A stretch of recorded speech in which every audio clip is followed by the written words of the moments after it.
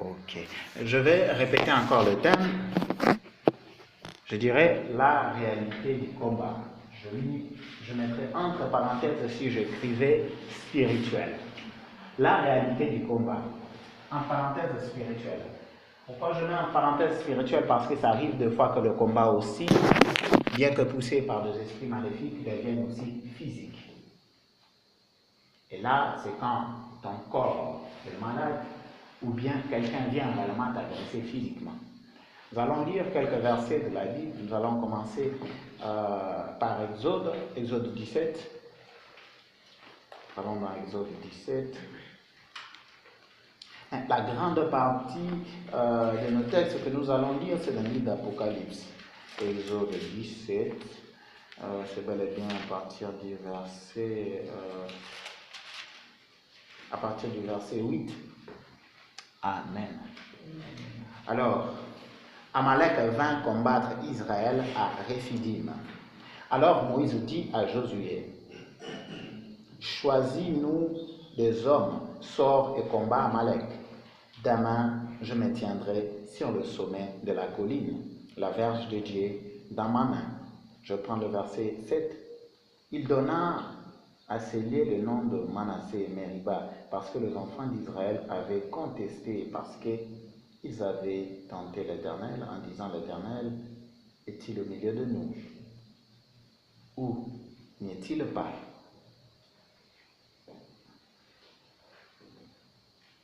C'est le verset 8 qui nous concerne le plus. Amen. L'Éternel, Dieu, il est une entité spirituelle. Il n'est pas une entité physique. Si nous le traitons comme étant une entité physique, donc nous commençons à imiter Dieu, donc nous le plaçons dans le naturel. Or, il est celui qui est le surnaturel. Amen. Alors, nous allons aller lire dans le livre de Nombre, si je ne me trompe pas, le livre de Nombre, au chapitre 23 plutôt, à partir du verset 11. Les enfants d'Israël, dans leur parcours, un roi s'éleva pour chercher à ramener la malédiction sur elle, et c'est bel et bien Balak. Je vais lire le verset 11. Balak dit à Balaam, que m'as-tu fait? Je t'ai pris pour maudire mon ennemi, et voici, tu le bénis. Amen. Amen. Je vais prendre d'ailleurs au chapitre 23, toujours le premier verset. Balaam dit à Balak, bâtis-moi ici 7 autels, prépare-moi ici 7 taureaux, 7 béliers. Balak fit ce que Balaam avait dit, et Balaam offrirent un taureau et un bélier sur chaque autel. Amen. Je vais aussi aller prendre dans le livre de 2 Corinthiens, le chapitre 10, nous allons lire le verset 4. Ainsi aussi le verset 5.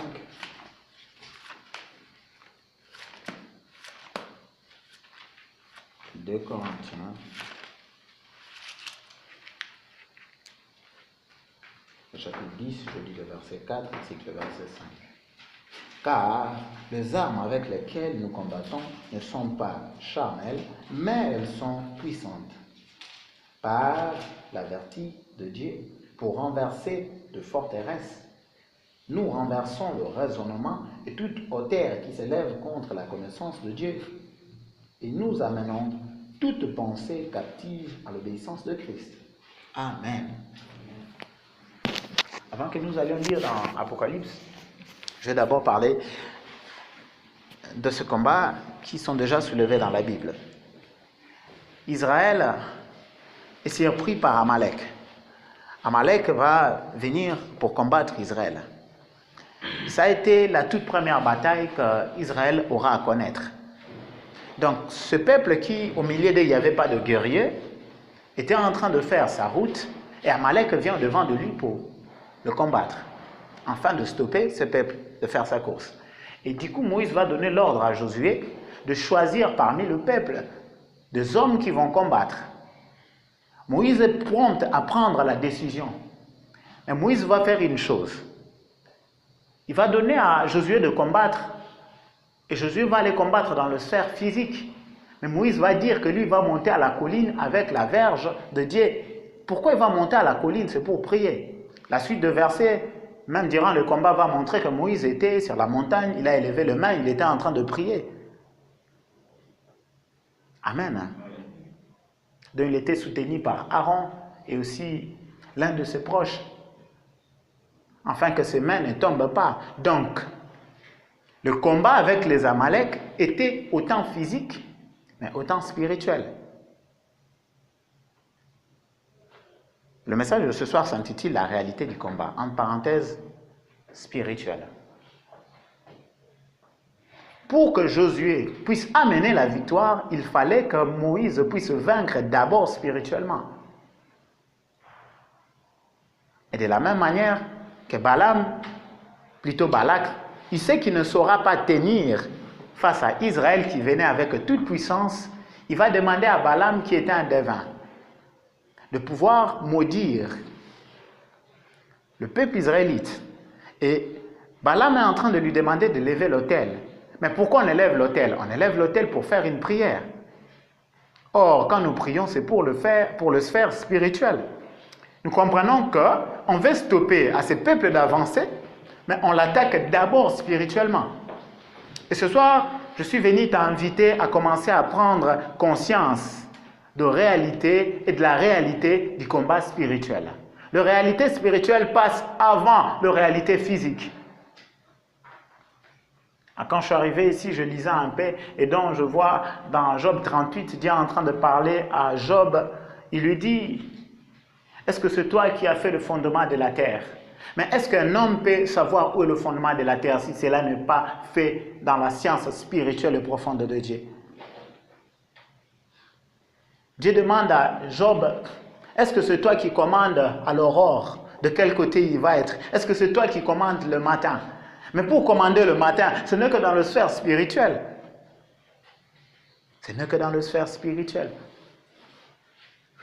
Tout commence d'abord dans le spirituel. Et donc nous voyons aussi Paul qui dit, nous combattons avec des armes puissantes. Mais au départ, déjà, il fait comprendre que ce ne sont pas des armes charnelles, donc il ne combat pas avec son corps physique. Mais les conséquences sont aussi physiques. Et ce soir, je suis venu te parler enfin que tu prennes conscience que la réalité du combat, elle est d'abord spirituelle. Le physique n'est que la conséquence de ce qui s'est fait dans le spirituel. Ainsi, nous sommes appelés à être conscients de ces choses-là pour se tenir à l'endroit de combat. Le meilleur endroit de combat, c'est à la colline où Moïse se tient pour prier. Amen. Le meilleur endroit, c'est là où Balaam se tient pour offrir des sacrifices.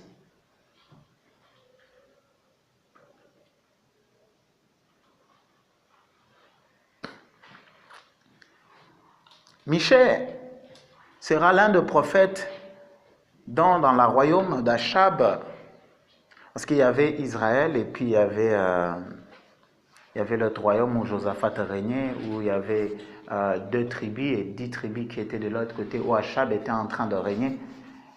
Dieu avait fait le plan de mettre fin à la vie d'Achab. Au ciel, il y a un conseil. Dieu a demandé qui est celui qui va aller concourir pour mettre fin à la vie d'Achab. Je ne sais pas si vous connaissez l'histoire. Un esprit s'éleva, il a dit que je vais mettre le mensonge dans la bouche de tous les prophètes. Seul Michée ne pouvait pas mentir, seul Michée était digne. Et alors, Achab va aller combattre, mais déjà sa mort était décidée déjà par Dieu dans le domaine spirituel. Michée va prophétiser, il va lui dire, si tu pars au combat, tu ne reviendras pas. Et il est allé, il a été tué. La flèche ou la lance plutôt est entrée au défaut de la cuirasse. Il était resté au combat et il en est mort là. Mais sa mort était déjà décidée dans le domaine spirituel. Ta vie ou ta mort, elle est une décision qui est déjà prise dans le domaine spirituel. Ta réussite ici, au sein de la société, elle est une décision déjà prise dans le domaine spirituel. Alors, si tu ne sais pas comprendre que tu es appelé à agir dans le domaine spirituel, afin d'influencer ce qui est dans le surnaturel, parce que c'est le surnaturel qui agit sur le naturel. Ce n'est pas le naturel qui agit sur le surnaturel, mais c'est le surnaturel qui agit sur le naturel. Nous sommes appelés à prendre conscience du spirituel, parce que Paul le dit bien, que nous combattons avec des armes puissantes. Ces armes-là sont spirituelles. Un potentiel spirituel que Dieu a donné et donne à tous ses enfants. Et Paul, qui avait vraiment la connaissance de l'armure, il va parler à la fin de la paix de l'esprit. On dit bien le paix de l'esprit. La bataille, elle est réellement dans le spirituel. Et durant tout ce temps que tu es sur la terre, sache-le qu'il y a un combat énorme qui se fait dans le domaine spirituel. Mais je vais revenir sur cette question où, au chapitre, plutôt verset 8 du chapitre 23 du livre de Nombres, où Balaam doit prononcer, non, dans le livre de Nombres, oui, mais où Balaam doit prononcer les paroles au verset 11, plutôt que je venais à peine de lire, où Balaam lui dit, mais tu ne les as pas maudits, tu es en train de le bénir. La malédiction ou les paroles qui sortent de nos bouches attirent l'activité de démons ou des esprits ou des anges.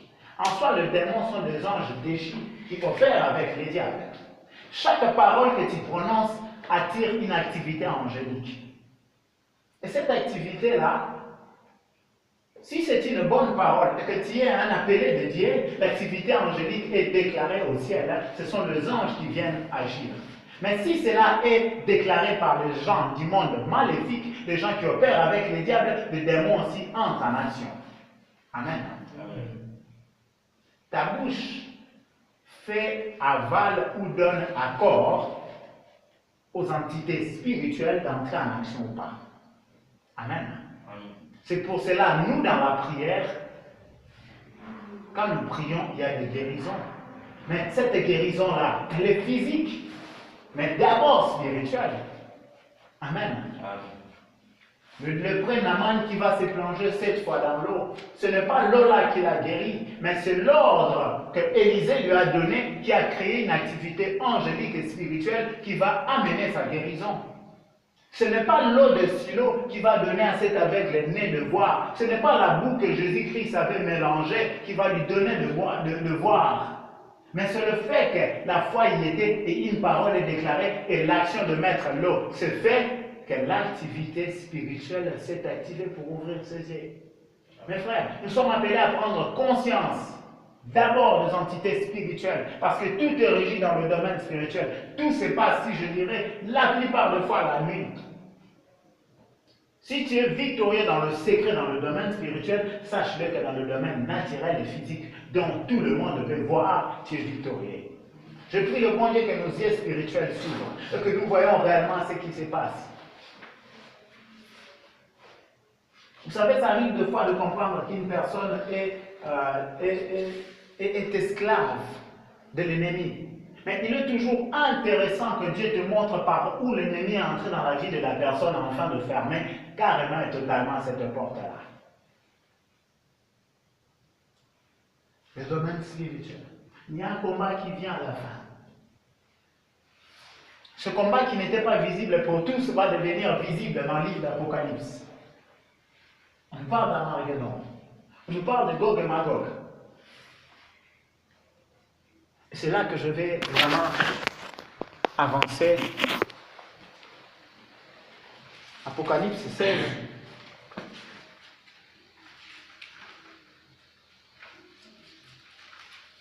Apocalypse, chapitre 16, nous allons lire 13 à 21.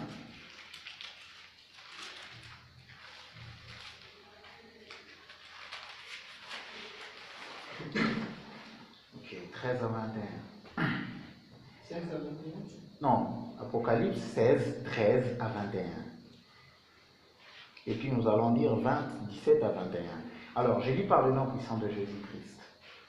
Et je vis sortir de la bouche du dragon et de la bouche de la bête et de la bouche du faux prophète 3 esprits impurs, semblables à des grenouilles.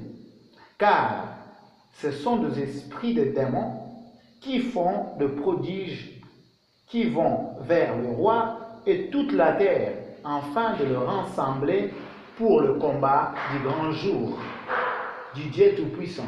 Voici, je viens comme un voleur. Heureux celui qui veille et qui garde ce vêtement, afin qu'il ne marche pas nu et qu'on ne voit pas sa honte. Ils le rassemblèrent dans le lieu appelé en hébreu Armageddon.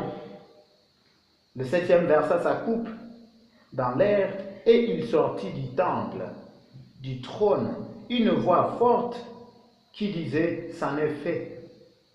Il y eut des éclairs,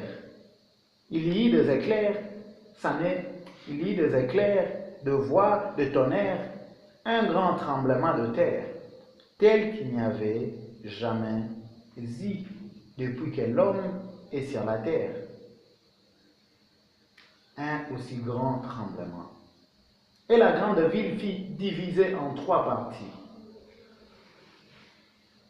Les villes de nations tombèrent,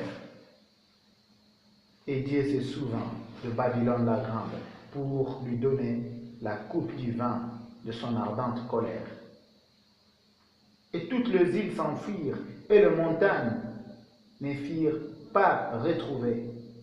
Et une grosse grêle, dont le grêlon pesait 1 talent, tomba du ciel sur les hommes, et les hommes blasphémèrent Dieu à cause du fléau et de grêle, parce que ce fléau était très grand. Le chapitre 20, je vais dire 17 à 21.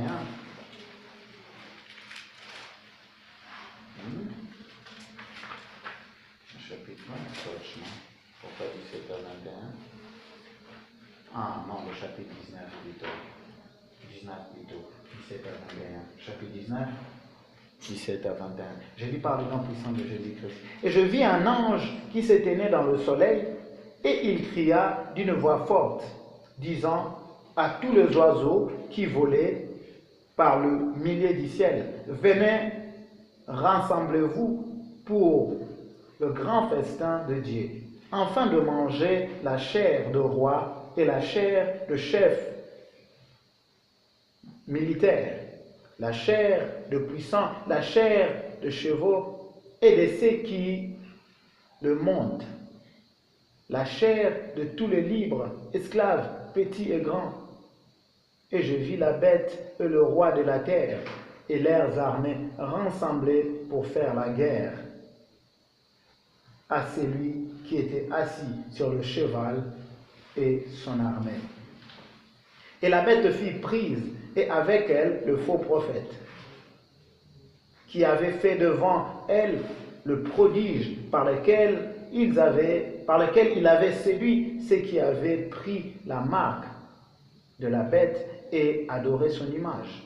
Ils firent tous les 2 jetés vivants dans le tank ardent de feu et de soufre. Et les autres furent tués par le paix qui sortait de la bouche de celui qui était assis sur le cheval. Et tous les oiseaux se rassasièrent de leur chair. J'apprécierais parler de celui qui était assis sur le cheval.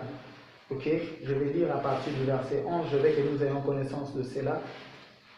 Celui qui est assis sur le cheval, c'est qui? Puis je vis le ciel ouvert, et voici parut un cheval blanc. Celui qui le montait s'appelait Fidèle et Véritable, et il juge et combat avec justice. Ses yeux étaient comme une flamme de feu, sur sa tête étaient plusieurs diadèmes. Il avait un nom écrit que personne ne connaît, si ce n'est lui-même. Et il était revêtu d'un vêtement teint de sang, et son nom est la parole de Dieu. Alors ceux qui savent les Écritures pourront reconnaître déjà s'il s'agit de qui.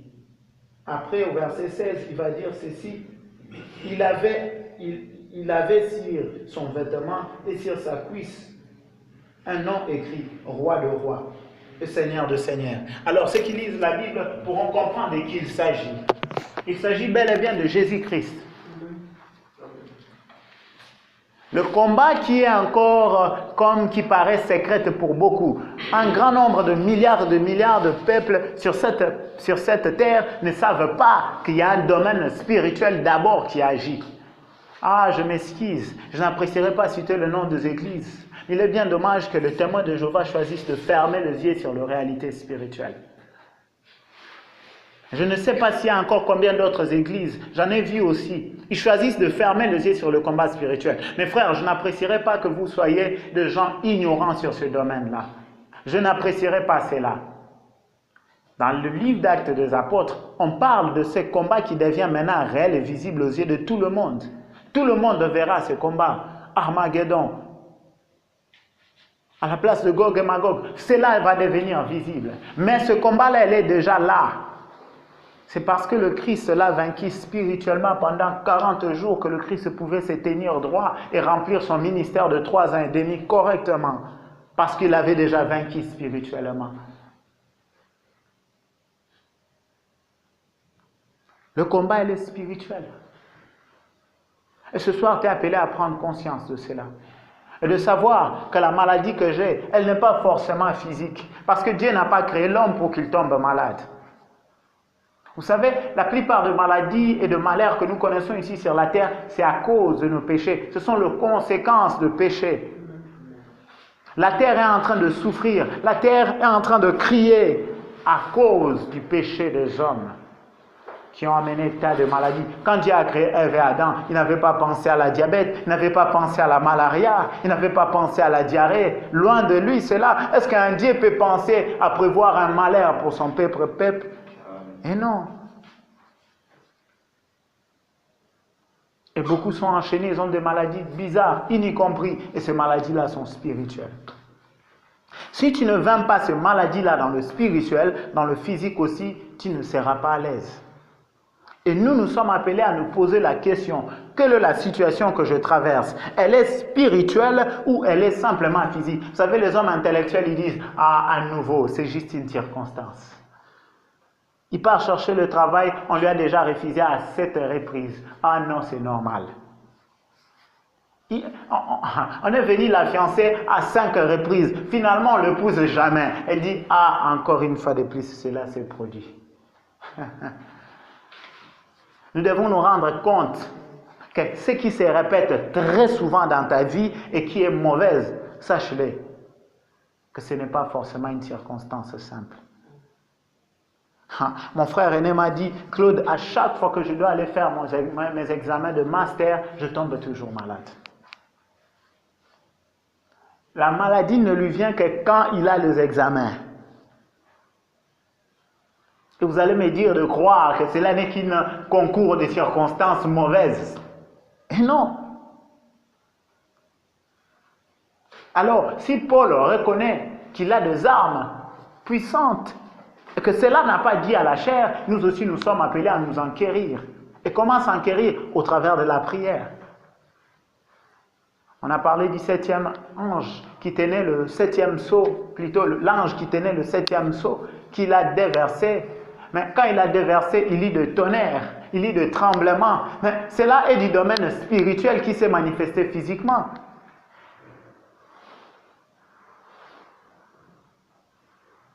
Amen. Sache-le que ta prière fait appel à l'activité des anges. Ta prière fait appel à l'activité du Saint-Esprit, de l'Esprit de Dieu, qui est là pour nous assister. Et comment nous pourrons prier sur une personne et la personne tombe? Comment nous pourrons prier sur la personne et des esprits mauvais quittent la personne? Parce que nous parlons avec notre bouche. Mais quand nous parlons avec notre bouche, une activité spirituelle s'opère. Amen. Amen. Et tu es appelé à opérer dans le spirituel. Parce que le diable est plus dans le spirituel que dans le physique que toi tu t'accroches. Tu t'accroches au manger, le diable n'est pas là. Il fait de sorte de te procurer du manger vraiment qui est mauvaise pour rendre mal ton corps et que tu ne puisses pas bien prier. Mes frères, nos ancêtres mangeaient bien. Aujourd'hui, c'est vrai, nous sommes en Europe, mais je nous dis clairement, nous mangeons mal. Et comme cette nourriture-là n'est pas constituée de bonnes protéines ou bien de bons constituants, ça oblige ton estomac à faire beaucoup plus de travail. Et si vous le remarquez, vous vous sentez très épuisé. Nous nous sentons un peu épuisés. Et si nous regardons l'espérance de vie que nos ancêtres avaient, sont plus élargies. Or, Dieu avait déjà déclaré 120 ans pour tous. Pour nous tous, maintenant, c'est l'affaire de 120 ans. Et combien maintenant meurent à 120 ans?